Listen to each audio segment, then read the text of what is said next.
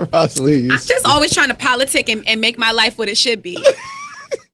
Hey, everybody. It's your girl, Jocelyn Diva, founder and CEO of MaceTV.com. And we are here with another week of Mase Radio. I got my co-host back in the studio. Back in full effect. Alex T. Alex 212. T.212. It really, no shade to my homie Chris, but it wasn't the same without you. You need that. I should have brought the liquor and the bubble gum with me. And just like a little cutout of your body. So put it right there. So a lot has happened. Oh yeah. In just the past couple of days, not even like a full week. Men turning to women, black people turning to white turning to black. It went down this week. I was just always on my phone, on the computer, like, Lord. So we are going to talk about everything. Of course, we have to talk about the real Rachel Dolezal, the Orange is the New Black, baby. Season 3. Season 3. Okay. We're going to break that down and what it means, because you see some people are split. Some people feel like, let her do her thing. Let her pretend to be black or whatever it is that she's identifying as. Call me Caitlyn can be out, then call me black for Rachel Dolezal. Then we heard about it's not as being talked about as much as it should be talked about. Mm-hmm. But we found out that Dominican Republic is doing something called a social cleaning. Yes. And with this social cleaning, it's been done in the past in other countries. It's extremely racist. And you kind of get rid of one particular race or people. All the Haitians or people of Haitian descent. So mind you, they could have been born in the Dominican Republic. Yes. That doesn't make them a Dominican. They're still deporting them to Haiti. It said if they were born after 1929, they have to go. My grandfather, he's still alive. He's Puerto Rican. We don't do that in Puerto Rico. He was born in 1930. He was born in 1930. So I'm like, damn, like, imagine if that was my grandfather. Like, he dead will have to just go at the age of 85. Like, you got to go. That's crazy. Yeah. So we're going to talk about that and more, because more people need to talk about it, especially us here in America, because that's usually what they want us to do. We do have more of a voice. We have way more power here in our country. So we're going to discuss that. And of course, the NBA finals. LeBron didn't win. But we're going to discuss all of that and more with our special guest today. We got Punch in the building. I am Punch with a V instead of the U on Instagram because someone stole your other name. There's some thought behind it, but yeah, I'm here. What's up? International DJ, songwriter, rapper. He's been on the scene for a minute. Early on the early days with the battle rap with Smack. Back. Did you ever go on 106 and Park Freestyle Friday? No, almost close to it. But he's from that era. He was young though. He was still a teenager around that time. I was definitely a kid. Yeah. Yeah, I was a kid. When I was supposed to do 106 and Park, I was still in high school. Yes. And then you went on to actually getting signed. Got signed with well-known rappers, Wiz Khalifa, had a deal. From there, he got into DJing, and he's going to tell us about that journey. And it's actually very, very inspiring. You can actually get a lot from it. For anybody, doesn't matter what you're trying to do in this industry. This guy knows it, and he's doing it. He's still, very, very well connected. Now you're DJing all over the world. All over the country. She makes it sound really good. It is good. No, you have to. Well, sometimes I feel like people don't give themselves enough props. I get it. I'm with it. I didn't stop you. I just said you're doing it great. So all of that and more, we're going to get into some music. I'm on my ASAP flow right now. I just listened to the new album, At Long Last, ASAP. And he got another song with Schoolboy Q. When are they going to do an album together? The same time that Jeezy and T.I. album come out. Oh, that's right. And Wayne and Jewels. I don't think That's done. That's done. That been done. Under the rug. That wasn't even gonna happen. So let's get into that new ASAP right now. This one's called Electric Body. It's gonna make you twerk a little.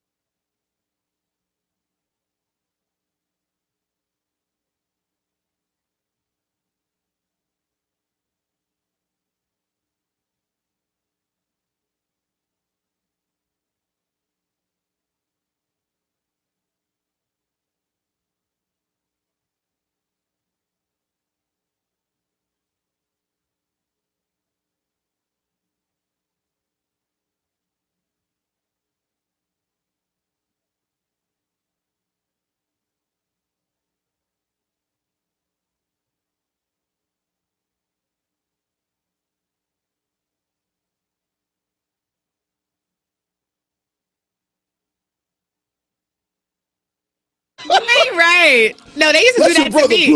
Let your brother play. All right. When I went down to Houston, that's what they was doing to my little nephew. He the one I got to just keep waiting. Like, can I play? Can I play? Everybody keep passing the controller around. And he be the one that brought the controller in the game. He the one that said to turn the game on in some kind of way he don't get to play. So what you think of that? You feeling the A$AP Rocky with the Schoolboy Q? Q is good. Production's good. Rocky's good. It's interesting. It's interesting. I gotta give political. I'm good. I'll bounce around it. So all right. So okay, you've been rapping for how long now? I've been rapping since I'm about 16. I'm about 16, yeah. I just gave up on like school totally. But you went to college. You graduated high school. Yeah. And you went to college. Yeah, I mean, these are like simple transitions that are like, society hypes this shit up really good because a lot of people are just stupid. So it's like you graduate high school and it's like, oh, thank you, Jesus. Like nobody in my family had graduated high school, and I used to pray every single day, Lord, please let me graduate high school. Well, I was in high school. I didn't think it was easy. I hear you. The accomplishments we have because real shit. Yeah. Like my pops, he went to college and dropped out. Yeah. Moms didn't finish high school. So I mean, in our generation, on our time, it's not as big. You already know you graduated high school and going to college. Yeah. And on top of the fact, like you said, you had been rapping already. A lot of the kids I knew that was rapping from teenagers, they didn't go to college. Yeah, because there was like, I didn't go to college to like go to college. I went to college because I just thought it would have been cool. So I didn't have no goals of like caring to use my degree. And that's not of any type of ignorance of intelligence. No, you're not even trying to spread ignorance right now. I just don't feel, me personally in the last 15 years, just graduating high school, I think is like the biggest joke of an accomplishment ever. I don't get it. I know dumb people who graduate every day. I know mad stupid people with diplomas. That's true. I'm just being honest. It doesn't take intelligence to graduate high school. All right, but at the same time, when people go into college, they feel like they really find themselves. That's a maturing class. You don't even go to school for that. That's like your dorm and your cafeteria time. That your partners teach you to grow up, not class.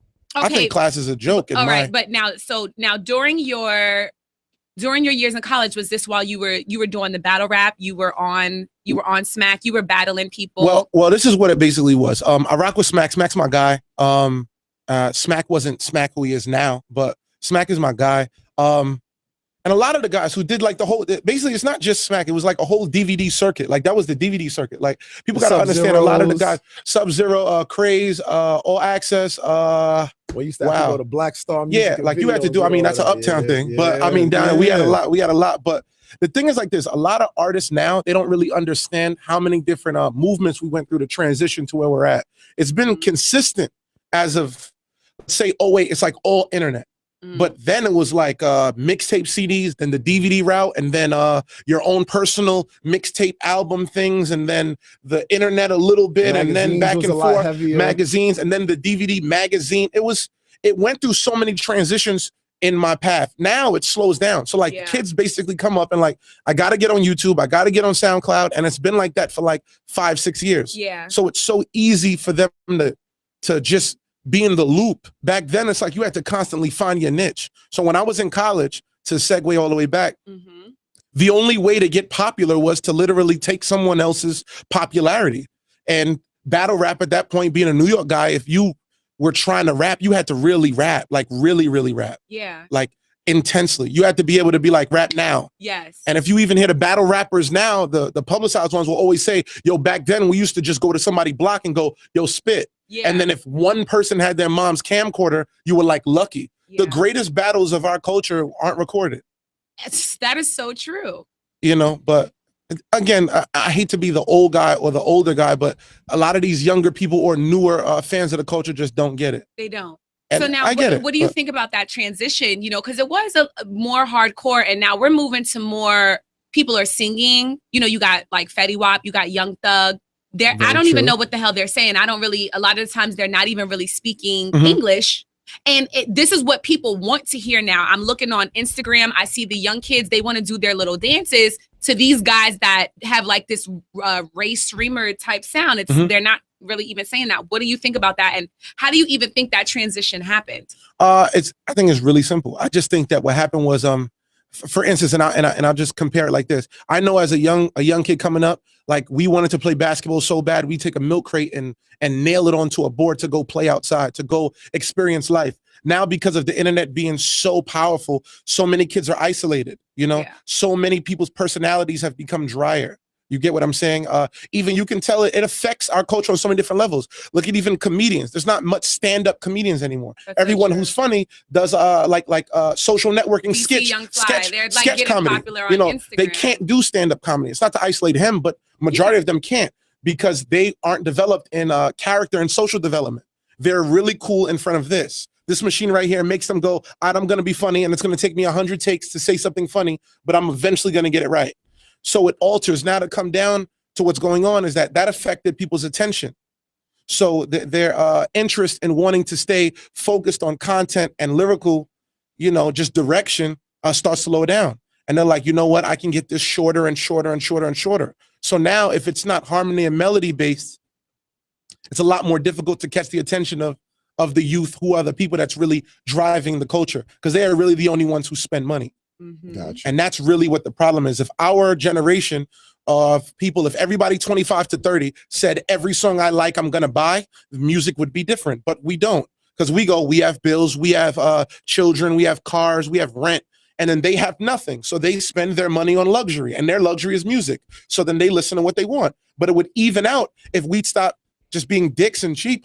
Can we curse here? Yeah. Oh, okay. You know what I mean? Stop being cheap and then just investing in our music. I'm a problem with it too. You know, I don't buy much music. You don't. So I'm not the complainer. Do you listen to anybody? I listen to every single thing. There is not a project that is out that I've not heard. If I have not heard of them, they're probably fucking up. I am the biggest, I would be the most ignorant and hypocritical critic you'd ever meet if I didn't listen to everything. I listen to everything once. But everything. There's no one that you think is like trash. You give everyone respect for what they do. Like a Young Thug, would you say that he makes good quality music? Yes, because I separate music like this. I separate it as rappers who are nice and rappers who are entertainers. Young Thug goes into the studio to entertain. MCs, so I judge him against not really MCs. I think when you start going into those, and it's not to neglect that, but I just feel like people use those words.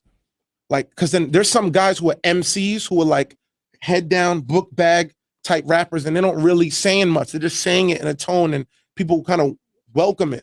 You're either nice or you're not. If you're trying to be nice, I judge you by what you're trying to do. Fetty Wap doesn't go into the studio and try to be nice. Fetty Wap goes to make music to entertain. Correct, nice. Okay, like actual like skill level of bar creation to get really specific, but. These guys go in there to entertain. Waka Flocka walks into the booth to entertain. So I judge him on people who entertain with music. But then there's guys like who goes in with bars. Kendrick Lamar, J. Cole. Okay, yeah, there you go. Wale. I'm not gonna use those guys, but Wale. You know what I mean? There's a reason, in my opinion. You know what I mean? But Wale goes into the booth. Is it because you cool with Wale? No, I actually have never met. I've met Wale once. Yeah, but. I'm not cool with Wale at that extent. But Wale walks into the booth trying to metaphorically and lyrically impress you by saying shit that's never been said before. Okay, but now speaking of Wale, something that Wale does, it's kind of like, because of what you just said, he does go into the studio wanting to lyrically impress you. But when he doesn't get the same reactions that a J. Cole and a Kendrick Lamar and a Drake gets, he starts to get upset and he starts to vent on social media. Don't you feel that takes away from the fact at hand of what he's doing in the studio? I'll say this. The reason why Wale gets angry, and Wale never really identifies or attacks Drake because he actually feels that Drake is nice. But I know that he has little niches against J. Cole and like Kendrick because he doesn't feel like they're that nice. And for how Wale raps of being a lyrically driven guy, see, it starts to get messy, but I don't think it takes away from his music to answer your question. But there are some guys who get this love, like they're lyrical, and they're really not that lyrical. Yeah. It's just like J. Cole is more of a tone lyrical driven rapper. Like J. Cole will tell you a great story, great song structure, great direction, but like verse for verse, he's not gonna be able to stand next to Jadakiss verse for verse. I don't think it's even in his direction, which is why I don't hurt him for it. Because again, I judge you by what you're trying to do. You get what I'm saying? I think that he goes for great song structure, message, and tone. Like, I want to be heard like this. Yeah.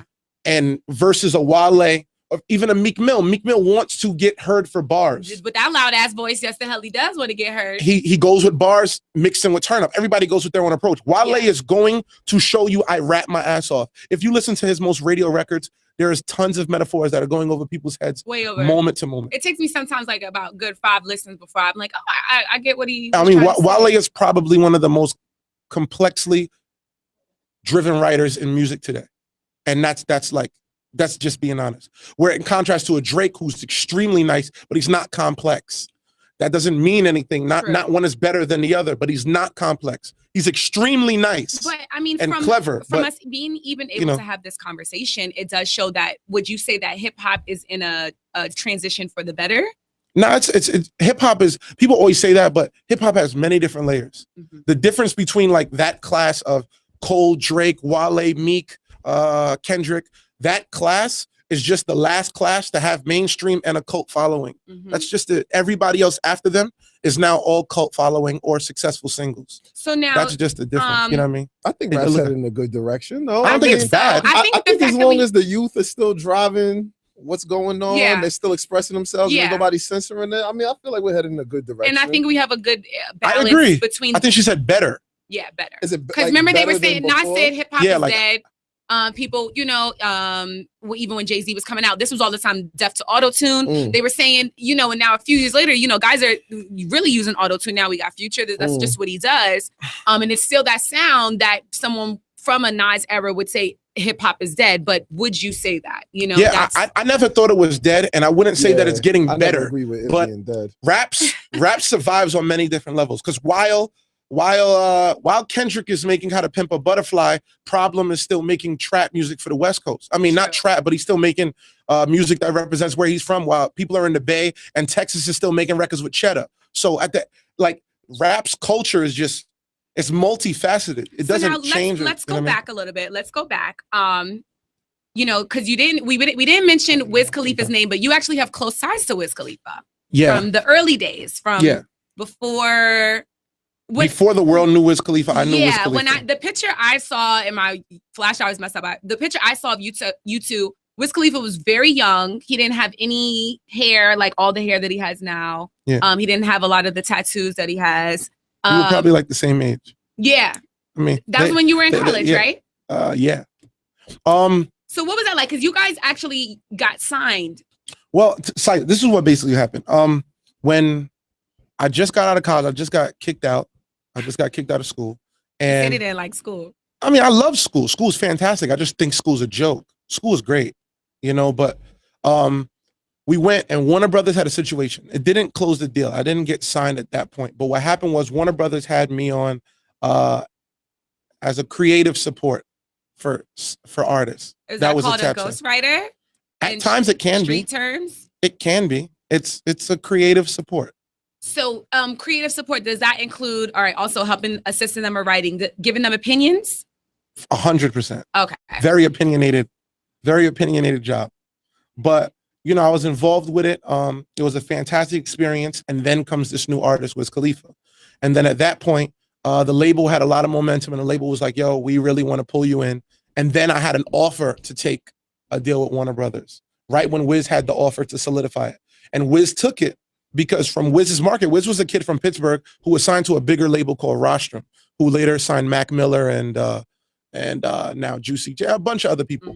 But back then it was just like, a label that had a kid from Pittsburgh, they needed it. In my brain, I'm getting mix show spins, which are just basically live DJ spins in the middle of the day, peak hours from Hot 97 of all my mixtape records. So I didn't need the deal for what they offered. I was letting it sit for a moment, because I felt like I was going to get a bigger offer, which I soon Interscope threw something out there that was a much better peak. And then I went through a life-changing experience, and that kind of shook everything up. And that shook everything up. And drastically. However, now then you made this transition to DJing, which usually you don't really see that a lot from. That's very true. Like rappers, like if a rapper doesn't rap, I don't really know what they end up doing. They usually suffer. It's not to joke. It's really honest. No, it's if you see a lot of the older rappers, they usually doing very bad. You saw that guy in that video, the homeless guy who could spit crazy bars. Crackhead? Yeah, Yeah, I seen him out there getting full seats from Beyonce. Yeah, front row with the Barclays. I'm like, damn, like he was nice. He was definitely getting it in the car in traffic. I've noticed a little trend though. Like some rappers are starting to DJ now. Like Wayne has a DJ alias apparently. Oh, he does. Yeah, Snoop has a DJ alias. Snoop Dogg do every damn thing. Well, what happens is basically like this. Crazy. The culture is opened up to allow DJs to get more money. And other genres as top 40 open format, house and pop, their DJs, I don't know if anybody has any scale, but like the #1 DJ in the world is Calvin Harris. Calvin. Right? Rita Ora's ex-guy, you know, the guy from Europe. Calvin Harris gets paid anywhere from about $100,000 to $150,000. Just for one show? Yes. I still, you know, he does, and he. I just need. Sometimes you just got to let certain things breathe. Yes. So when he's making that type of max money to DJ without having to even speak, it started opening up. And then comes then there's guys in that bubble like right under him, not far off, but the Skrillex, the Diplo, Little John.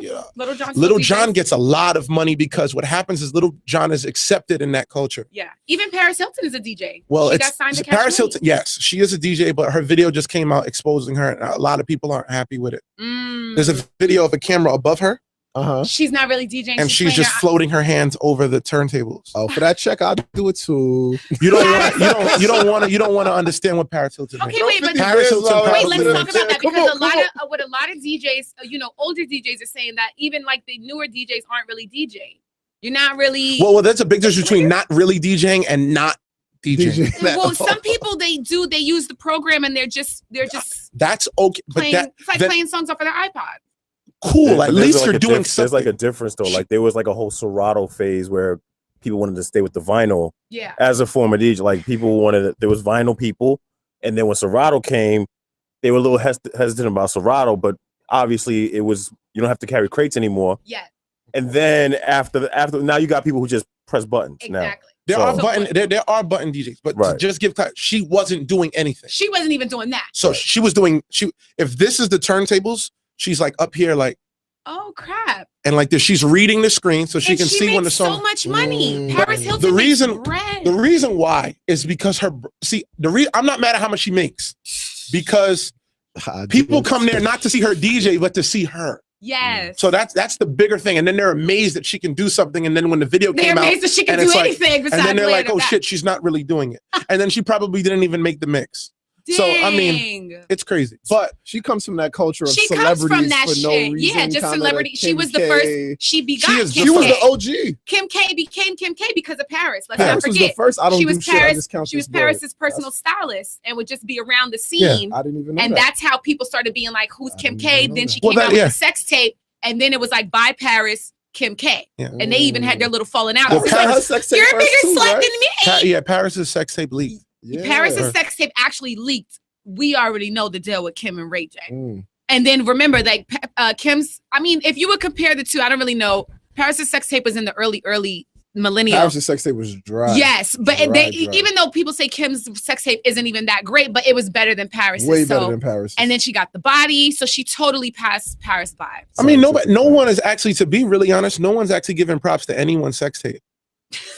So it's like Mimi, that's just what it is. Mimi. I think the OG sex tape that kickstarted the movement was #1. Pamela Anderson and Tommy Lee. I get it. That sex tape was real. That was some real shit. That was it. You know what it is? And this is it. People really, they don't give a lot. POV is a difficult position to hold a camera. That's really what it is. The reason why Mimi's tape went viral is because they had a stable camera filming them. So it looks like porn. That's right. All other sex tapes are studio camera quality porn. And they be talking about that all on this season too, because it obviously wasn't leaked. But we're gonna get into some music. We're gonna get into an entertaining rapper. This one, he's an entertainer. This is Young Thug. This one, Young Thug. Since we were talking about Young Thug. All right.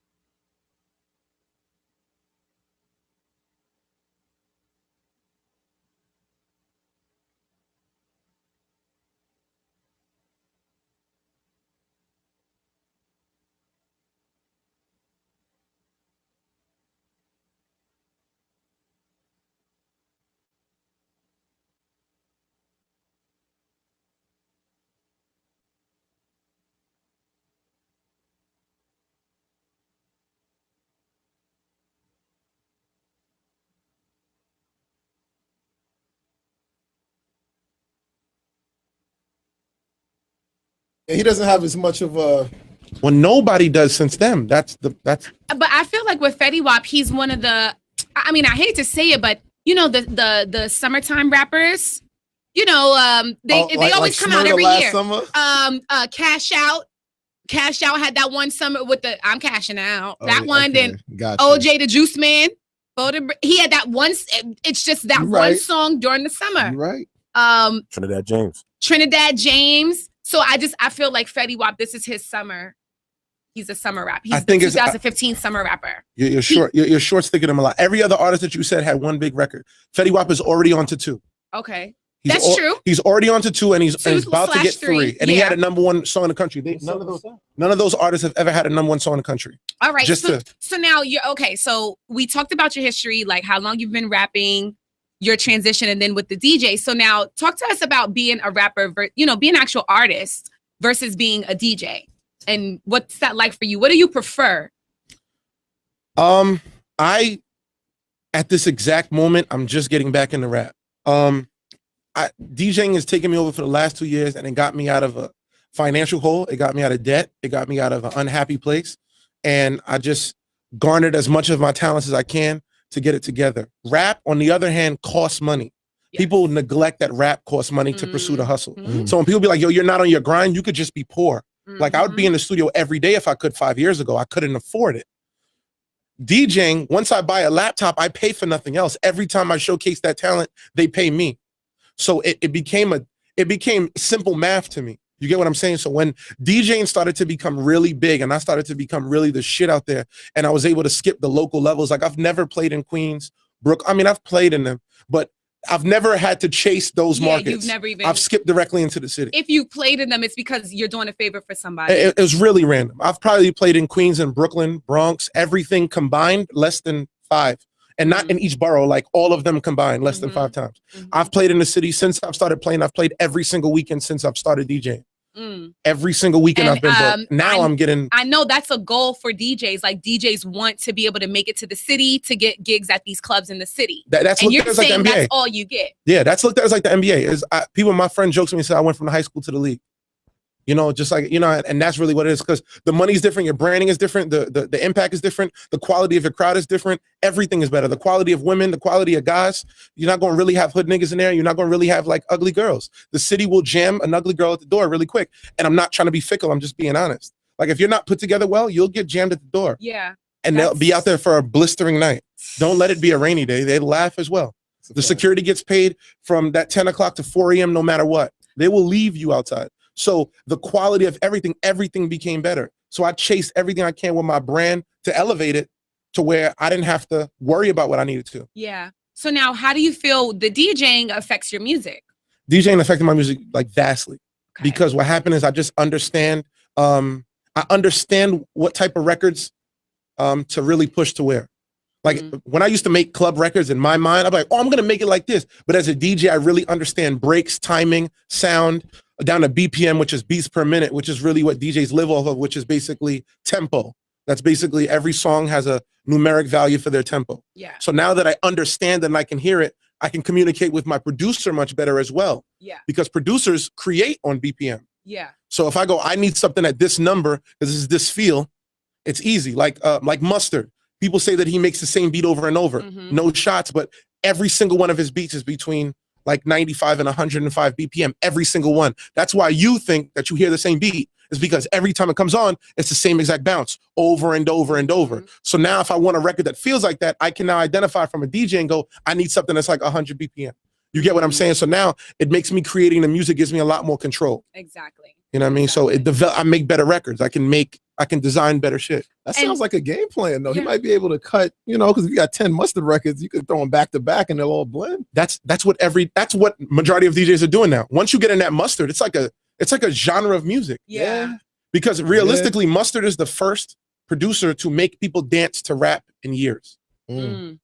First producer to make people dance to rap. Every single one of his records. Okay. That's true. Rack City. It goes from the Rack City all the way down to the YGs. Yeah. Who Do You Love makes people dance. That's a street record. My nigga, everyone's dancing. Yeah, these are So trap records, you do the hey, anything. You know what I mean? Yeah. But every single record that he produces, they dance. Yeah. That's why he became so successful. So now, with with all the success that you had with the record labels, and then just doing your own thing, I didn't have much success with them, but I'm hearing you. Well, I'm saying, like, and even now, a lot of people, we were even just talking about Tyga. Tyga did his own thing. He left the label. Yeah. Do you feel it's worth it to be signed these days? Yes, 100%. Or be independent? Some people feel like independent is cool. It depends on the artist that you are.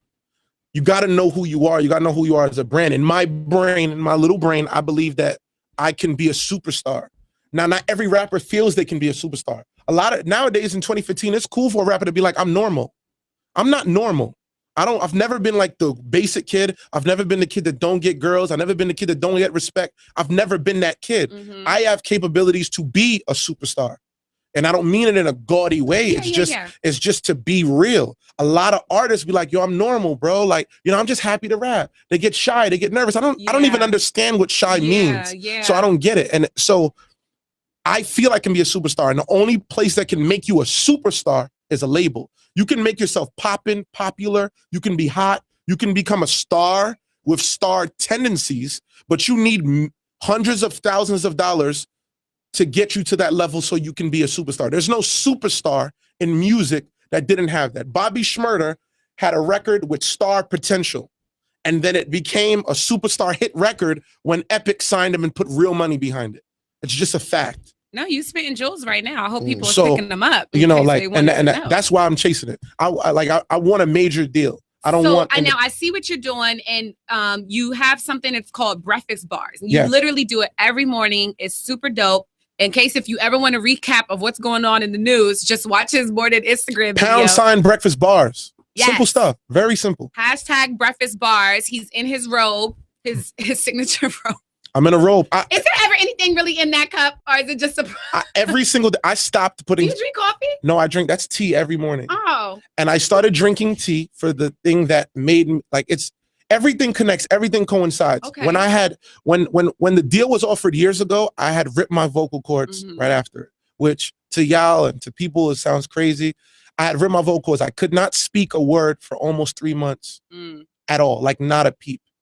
When I finally started gaining back my vocal strength, I was told that I shouldn't yell and I shouldn't do a lot of things. I shouldn't drink liquor and then yell loud, do a lot of things. So I started getting in the habit of drinking tea to soothe my voice and my throat. Pause. Yeah. So when Breakfast Bars comes about, and I told my man, I was like, yo, I'm just going to rap tomorrow. I'm going to rap something in the morning, call it Breakfast Bars. And then the day when I was going to do it, I said, you know what? I'm going to elevate this shit. And I put on a robe. I said, you know what? Yo, let's make tea. And then it literally designed. And if you've watched the growth from Breakfast Bars, which you could just see by hitting the £, you'll see from the first episode to now I'm up to 61. Yeah. I've done 61 days. I've not missed a day whatsoever. Is anyone trying to steal that from you? No, but there's been a brand that's reached out to me. Okay. Spotify is. Because if I go to Breakfast Bars and see somebody else with their own Breakfast Bars, I think you should. Is that something you should probably copyright? My £sign is Be Fast Bars, but every time where it's isolated just to me. Is Be Fast Bars for, the shortness of Breakfast Bars. Yes. But if you hit Breakfast Bars, I tag it as that as well. Because people put up like granola and it'll be Breakfast Bars. But if you £sign Be Fast Bars, that's isolated just me. Yeah. Because I'm very keen on branding, which is why I respelled my name to Pvnch. Yes. There's a reason. So to connect all of the dots with all that shit, so it all makes sense. When I ripped my vocal cords and I had all the momentum I had to reconstruct my path. So when I came back and I was about to rebrand and I wanted to start rapping again, I didn't have the momentum that I had. And I felt like the last time that punch was at a level of respect and power and momentum was 5 years prior to that point. So I changed my name from P-U-N-C-H to Pvnch to show 5 years of growth. The V meaning 5 in Roman numerals. That's Illuminati-ish to me. It is. I got down with the gang. Cords, was that around the time you started DJing? No, I taught myself how to DJ when I couldn't speak. And I hate to be generic, but I just really wanted something to speak for me. Yeah. And music was the avenue. What was that like? Like you deadass could not talk for 3 months? I could not say a single word for 3 months. Like, that's crazy. No, it's depressing. There were points where you doing, like writing notes. I would have to write communicate notes with people. I don't think that people even understand my fault. I don't think people even understand how difficult it really is. Like if you were walking and you dropped your keys, I couldn't get your attention to say you dropped your keys. If I needed to pass, I'd have to tap people. Like I just basically came into my shell. Now I'm the most loudest, in your face kind of person ever, and then they took my voice away, which is everything that I used to generate money. I was a party promoter. I was in the mix. I was a battle rapper. I rapped, a songwriter. I rapped. I did everything possible. I hosted. Was my voice. My voice was everything I had, and it got taken away. So I reassessed my whole life, and it just altered how I am. Do you feel that's why it happened? At times, you know, on the mixtape that I'm dropping on the 29th, I say a line on one of the records on there. My mixtape is called 1080p, and one of the records on there, I actually said, God saw me and my dude stunting and reminded me his power by hitting my mute button. And bars. And I just feel like I was really ignorant and arrogant, and I took a lot of things for you know, just happy. I would be in college on Monday, Tuesday, Wednesday, and then fly to LA on Thursday, and then like would chill with like rappers, everybody. Like I'd be in the studio with everybody. I'd just go out there and just chill at Interscope, and then I'd fly back to be back in school, and then go back to campus and be like this huge fish in a small pond.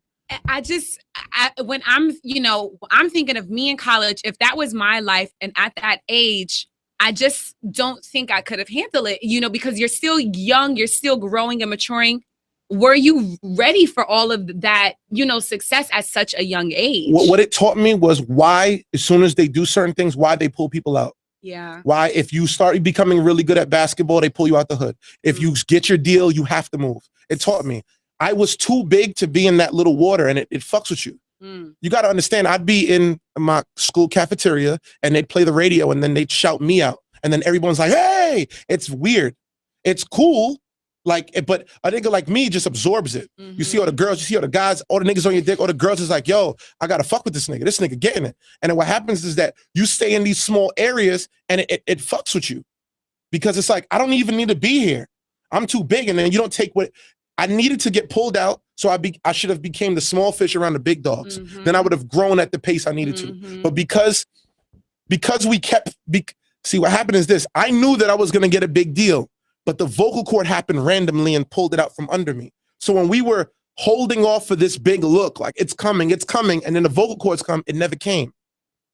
And then people look at me like, Punch fell off, Punch a failure. Hell no, I'm a monster at this. Like, I do this for real, which is why, you know, and I try to always segue to hold your interview on pace, which is why when I come back and I do breakfast bars, because I DJ so much, and I started seeing, always goes back to the action. This is perfect for Eddie, you know, like, you know what I mean? So, but when it comes down to it, when I started doing breakfast bars and I designed it, I did breakfast bars for a reason and a purpose, because my brand as a DJ started to get so big that people that knew me for rap would not fuck with it. They'd be like, Punch, you rap. They could not believe that it was happening.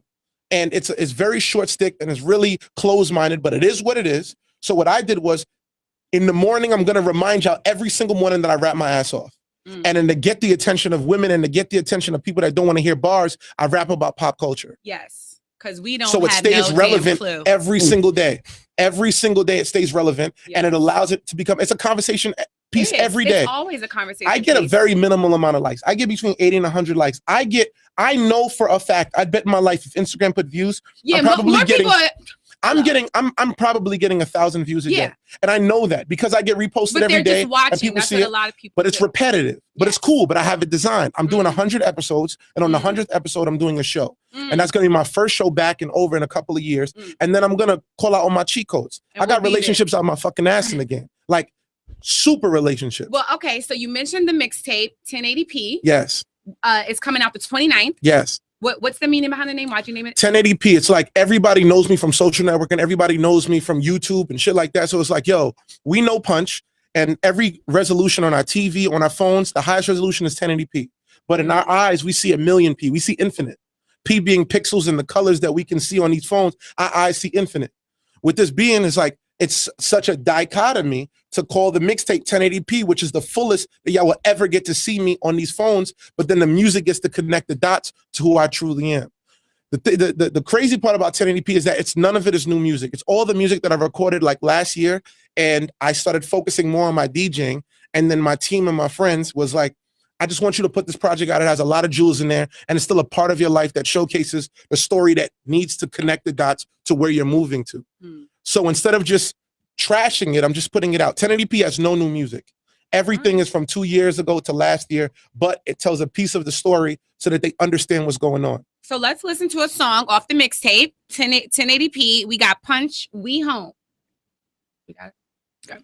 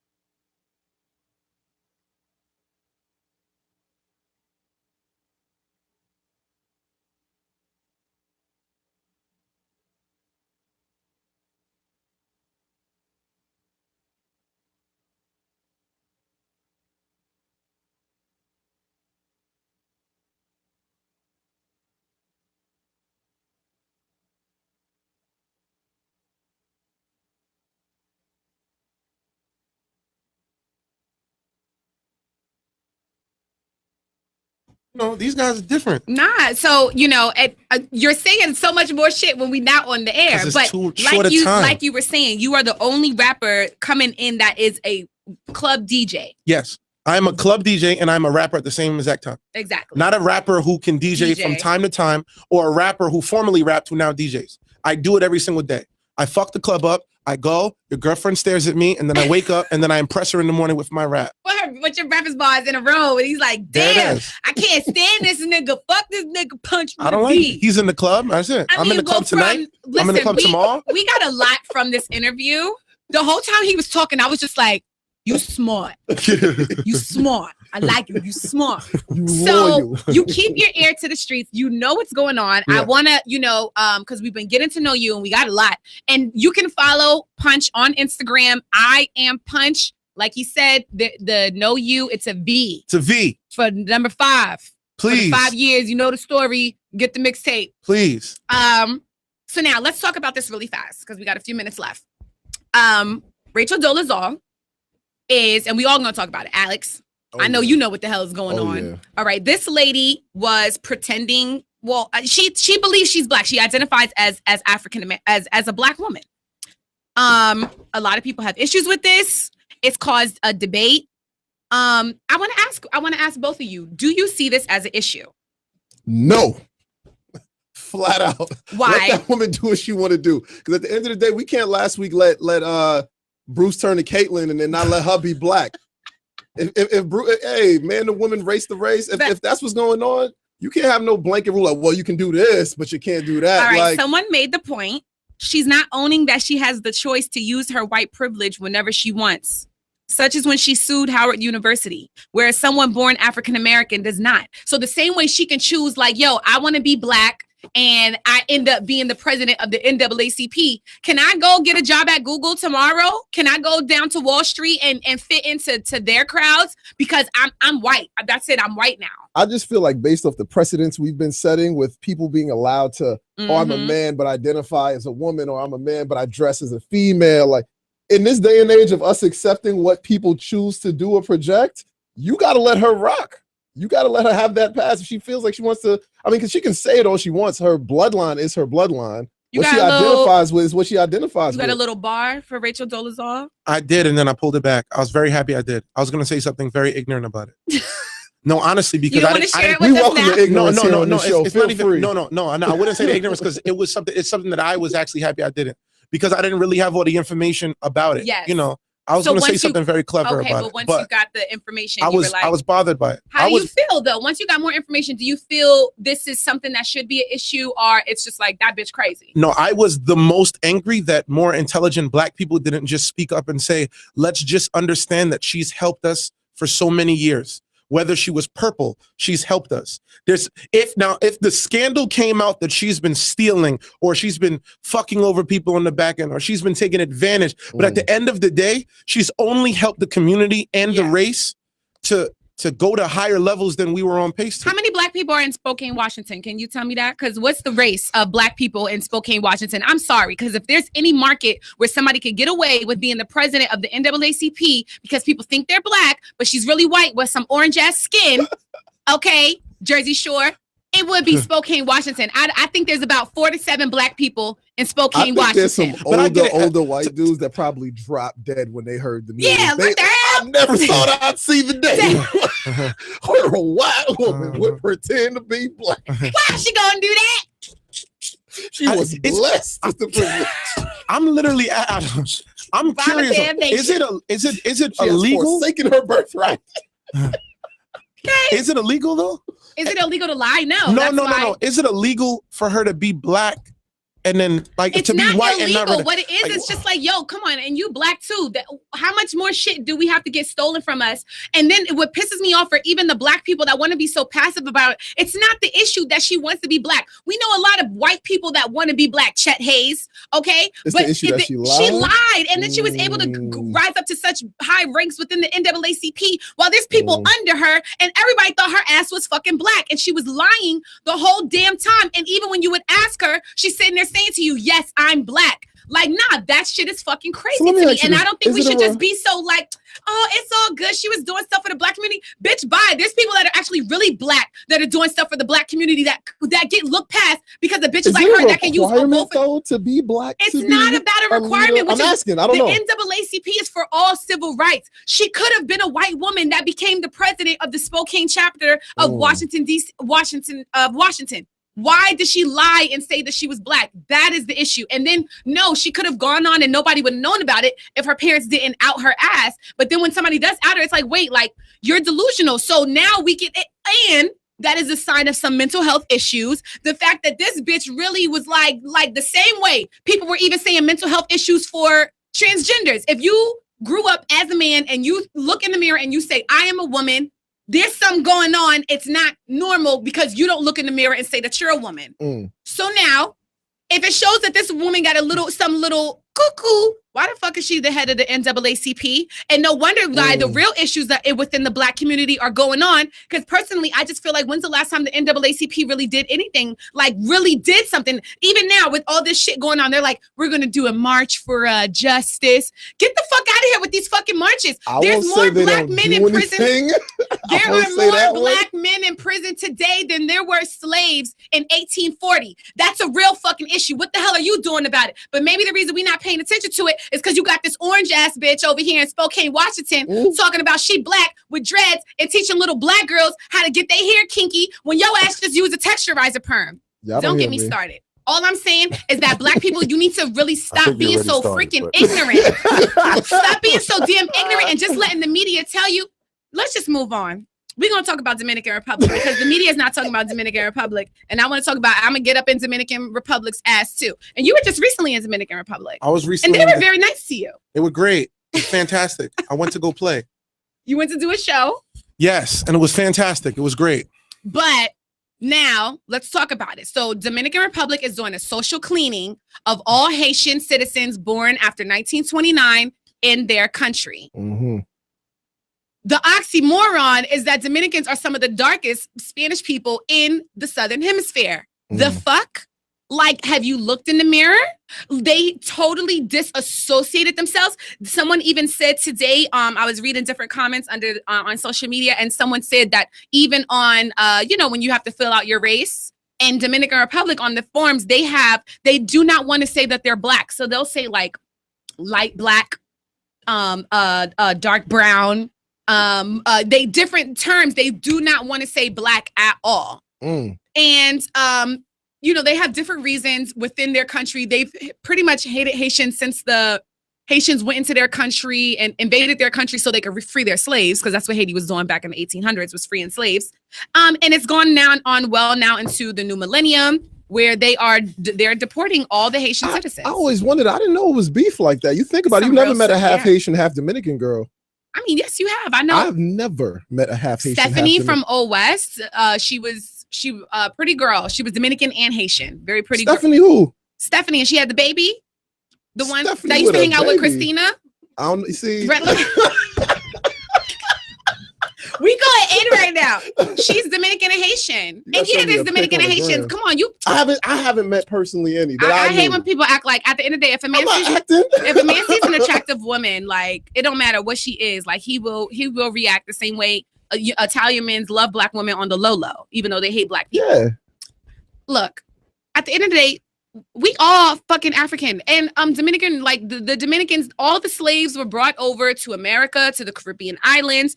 Everybody is Black. You can't sit here and pinpoint certain people and then have stupid reasons as to why you're ostracizing them. If you ask a Dominican person, they say, Haitians rob, they steal, they loiter around. Some people can say the same thing about you here in America, which is why you shouldn't discriminate on nobody. We all get discriminated against. However, what I do just wish is that we would take more of a stance on this, because they do need our voice right now. In America, our American media is not really covering this story, and it's crazy. Like, this shit is about to happen like tomorrow. They said Thursday. I mean, America got to be the last one to throw a stone at that whole situation. Yeah, we just got rights. Okay. Like not even that long ago. So I mean, other countries are going through it. Felicia is in the house. I just wanted to ask you real quick, how did you feel last night when LeBron lost? I actually wasn't feeling this. I fell asleep, but I'm not upset because I love Steph Curry. Steph Curry, yeah. At least they lost to the Warriors. Yeah, but it was a beautiful thing because his father. Yeah. His father was Klay Thompson's father. It was a beautiful thing for them to see their sons get and they didn't win in 40 years, so it's not so bad. I was mad. I hope so. I was mad. I wanted J.R. Smith to get a ring and bring it to the J.R. Smith is trash. Man. He didn't have to bring in the hood. You saw that Instagram post? Nobody else would have done it. That Instagram post said the one man's trash is the next man's trash, and it was a picture of J.R. Smith and Iman Shumpert. Can I just say one thing? Do y'all think they would have won if Kyrie and Kevin Love was Yes, healthy? I think the Cavaliers would have had a better chance of If winning. I Uncle think it would have Drew won. was out there at full strength, all Yeah, his superpowers together, Yeah. it'd have been so quiet. To me, nobody what it could guard him showed, on that team. I don't know. I just don't think LeBron could win by himself. He can't, and he tries to let people know, like, no, I don't try to win by myself. That's why I build my team. Everybody's like, well, how can you be the greatest if you can't win by yourself? It's like, I'm a great team player, not a great Exactly. player. And let's not disrespect the man as if he didn't damn near average 40. Exactly. And Punch, real quick, tell me, did you get to see Little B on ESPN dressed like somebody's grandma? I see everything. What did you think about that? Is that hip hop? Let me tell you what it is. I love when that happens because it reminds people of the foolery that they're allowing. Yes. This is the problem with today is that ratings don't really ever say if it's good or bad. It just shows views. Yes. So he'll show up on every YouTube and every World Star and every Instagram, and we'll keep posting it and keep speaking. And that's why they doing that dumb shit. That's and why it's just guys there. is dressing like females. And that's why they do it, because at the end of the day, likes and dislikes don't show on World Star or on. It just shows that I seen it, and views matter. So. Well, this was a very, very informative interview. Thank you so much for stopping by, Punch. Yes. Like I said, follow him on Instagram at I am Punch with a V. I am Pvnch. All right. Yes. Everything we discussed today, including about Punch, you can find that all on MaceTV.com. Be sure to visit MaceTV.com for the latest and greatest in urban pop culture. Newly revamped MaceTV.com. We have our event coming up, the Who's Next Part 2 Music and Fashion Showcase on July 19th. Get your early bird tickets now because they are going fast. They're $5. Okay. Get them on Eventbrite now. The link is on Mace TV on our slider, the head slider. You'll see the image there. Follow me at Jerusalem Diva. Alex T.212. Harlem, holla at me. And stay in touch. Support Black businesses that support you. We out. I like